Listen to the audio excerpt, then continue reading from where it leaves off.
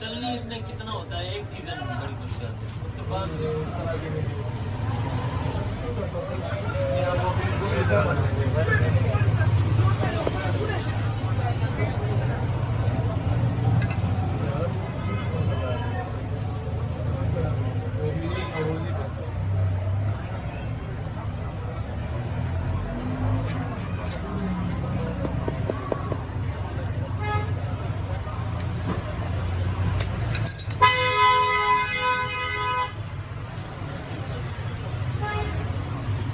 तो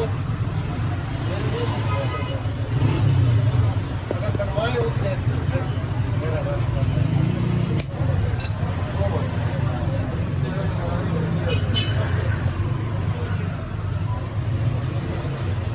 लेदर में तोल बनेगी वो इथिकल तोल चाइना की 6000